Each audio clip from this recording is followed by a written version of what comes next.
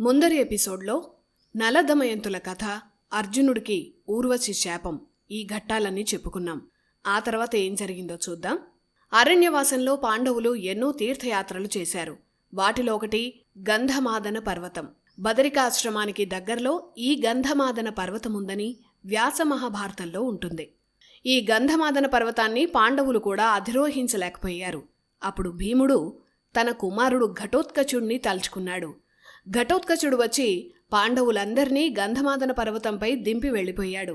అద్భుతమైన ప్రకృతి సౌందర్యం గంధమాదన పర్వతం సొంతం.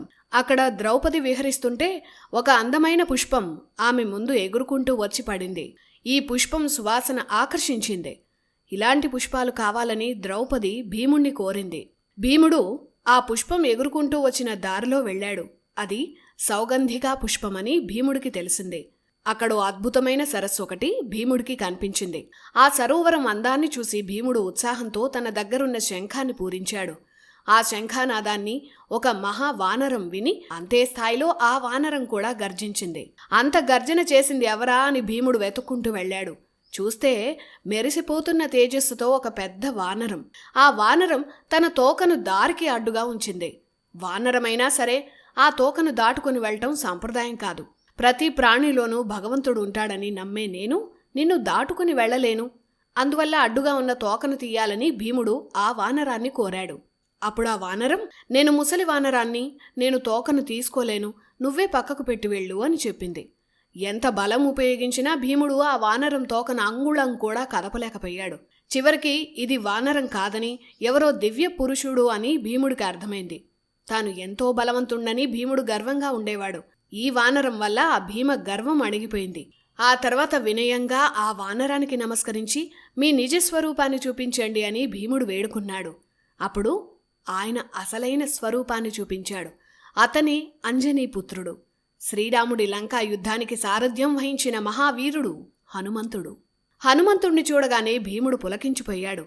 ఆయనకు సాష్టాంగం చేశాడు. అంతెత్తు ఉన్న హనుమకు నమస్కరించాడు.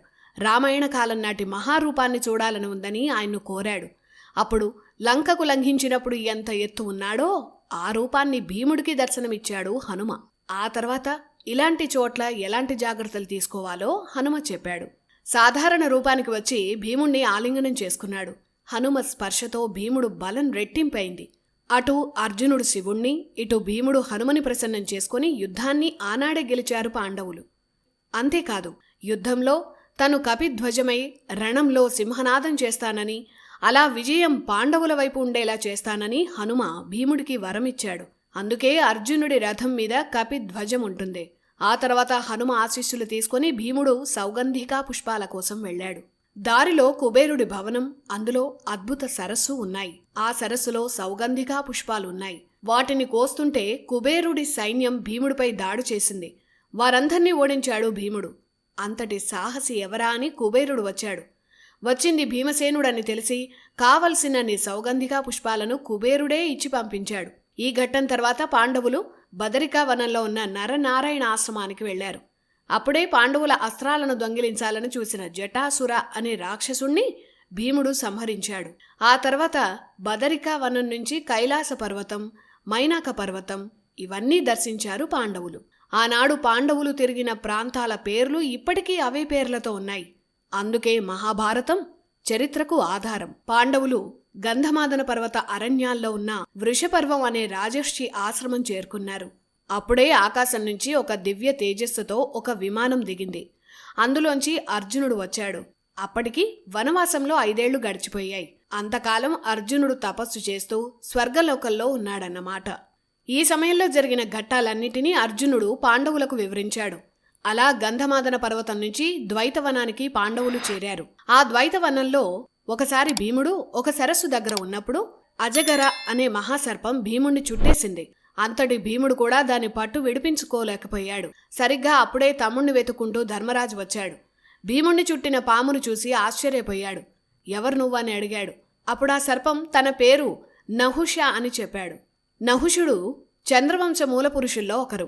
బుధుడు కుమారుడు పురూరవ, పురూరవ కుమారుడు ఆయు, ఆ ఆయు కుమారుడే నహుష. చంద్రవంశ కీర్తిని స్వర్గలోకం వరకు తీసుకువెళ్లిన గొప్ప చక్రవర్తి. ఒకసారి ఇంద్రుడు ఒక యుద్ధానికి వెళుతూ స్వర్గలోకాన్ని జాగ్రత్తగా చూసుకోమని ఆ బాధ్యతను నహుషకి అప్పగించాడు. అంటే నహుష తాత్కాలికంగా ఇంద్రుడయ్యాడు. ఆ అహంకారంతో ఇంద్రుడి భార్య అని చూడకుండా శచీదేవిని కూడా భార్యను చేసుకోవాలని అనుకున్నాడు. అప్పుడు శచీదేవి నహుషుడి నుంచి తప్పించుకునేందుకు ఒక ఉపాయం ఆలోచించింది. సప్త ఋషులతో పల్లకీ మీద వస్తే అప్పుడు నిన్ను అంగీకరిస్తానని ఆమె చెప్పింది. వెంటనే నహుషుడు సప్త ఋషులను పిలిచి తనను పల్లకీలో మోయాలని ఆదేశించాడు. కొన్ని తప్పని పరిస్థితుల్లో ఆ ఋషులు నహుషుడెక్కిన పల్లకిని మోశారు. అందులో అగస్త్యుడు పొట్టివాడు. అతను ఉన్న వైపు పల్లకి జారిపోయి నహుషుడు పడిపోతున్నాడు. అప్పుడు అగస్త్యుణ్ణి నహుషుడు నానా మాటలన్నాడు. దీంతో ఆగ్రహించిన అగస్త్యుడు, అహంకారంతో బుసలు కొడుతున్నావు గనుక భూమి మీద కొన్ని యుగాల పాటు పాములా పడి ఉండు అని శపించాడు. దాంతో నహుషుడు ఇలా అజగరంగా బతకాల్సి వచ్చింది. అధికారం వచ్చింది కదా అని కళ్ళు నెత్తికెక్కితే ఇలాంటి పరిణామాలే జరుగుతాయని చెప్పేందుకు నహుష కథను ఉదాహరణగా చెప్తారు. అలా నహుషుడు తన కథను ధర్మరాజుకు చెప్పాడు. మరి ఇప్పుడు ఏం చేస్తే తన తమ్ముణ్ణి వదిలేస్తావో అని ధర్మరాజు అడిగాడు. తన ప్రశ్నలకు సమాధానం చెప్తే వదులుతాను అన్నాడు. నహుషుడు అడిగిన ప్రశ్నలు చాలా గొప్పవి. సనాతన ధర్మానికి సంబంధించిన ఎన్నో ప్రశ్నలను నహుషుడు అడిగాడు. ధర్మరాజు వాటన్నింటికీ ఓపిగ్గా సమాధానాలు చెప్పాడు. ఆ సమాధానాలకు నహుషుడు సంతృప్తి చెందాడు. అప్పుడు నహుష ఇలా అన్నాడు. సుఖాల్లో ఉన్నవాడే ఎక్కువ తప్పులు చేస్తారు. అలా నేను చేసిన తప్పుల వల్లే ఇలా శాపం పొందానని చెప్పాడు. అగస్త్య మహర్షిని నహుషుడు బతిమాలుకుంటే, నీ వంశంలో జన్మించే యుధిష్ఠిరుడికి నీకు జరిగే బ్రహ్మ విద్య చర్చ వల్ల జ్ఞానం కలిగి శాప విమోచనమవుతుందని అగస్త్యుడు చెప్పాడు. అలా యుధిష్ఠిరుడి వల్ల నహుషకి శాప విమోచనం కలిగింది. ఆ తర్వాత తన అసలు రూపంతో స్వర్గానికి వెళ్ళాడు నహుష. ఇలా కష్టకాలాన్ని తమకు అనుకూలంగా మార్చుకున్నారు పాండవులు. అపార శక్తులను పొందుతున్నారు. ఈ విషయాలన్నీ ధృతరాష్ట్రుడికి తెలిసి భయపడ్డాడు. అదే సమయంలో పాండవులను అవమానించాలని దుర్యోధన, శకుని ఒక కుట్ర చేశారు. అదే ఘోషయాత్ర. హస్తినాపురం రాజ్యంలో గోవులను పాలించే ఎన్నో పల్లెలున్నాయి. వాటిని ఘోషలు లేదా వ్రజాలు అనేవారు. ఆ గోసంపద నుంచి వచ్చిన పన్నులు హస్తినాపుర ఆదాయంలో ప్రధాన భాగం. అందుకని ఆ గోవులను లెక్కించడం, వాటి పరిరక్షణకు చర్యలు తీసుకోవడం అనే ఒక పనిని సృష్టించారు దుర్యోధనుడు, శకుని. అది కూడా పాండవులు అరణ్యవాసం చేస్తున్న ద్వైతవనానికి వెళతామని, పనిలో పనిగా వేటకు కూడా వెళతామని ధృతరాష్ట్రుడిని దుర్యోధనుడు అడిగాడు. అక్కడ పాండవులున్నారని ధృతరాష్ట్రుడికి తెలుసు. దుర్యోధన, కర్ణులు సవ్యంగా ఉండరు కాబట్టి వారితో గొడవ పెట్టుకొని ఎక్కడ ప్రాణాల మీదకు తెచ్చుకుంటారో అని భయపడ్డాడు. మొదట అంగీకరించలేదు. చివరికి దుర్యోధనుడు ధృతరాష్ట్రుడిని ఒప్పించాడు. అలా కౌరవులు మాత్రమే కాదు, వారి భార్యలు, కుమారులు, ఇలా హస్తినాపురంలో ఉన్న రాజ కుటుంబీకులంతా సకల ఆర్భాటాలతో ఘోషయాత్రకు బయలుదేరారు. పాండవుల ముందు తమ దర్పం ప్రదర్శించి అవమానించాలని, అవకాశం దొరికితే వారి మీద కుట్ర చేద్దామని దుర్యోధన, శకుని, కర్ణుడు అనుకున్నారు. అలా కౌరవులు అరణ్యవాసంలో పాండవుల మీద చేసిన కుట్రే ఘోషయాత్ర ఘట్టంగా మహాభారతంలో ప్రసిద్ధి. ఆ ఘట్టం గురించి తర్వాత ఎపిసోడ్లో తెలుసుకుందాం.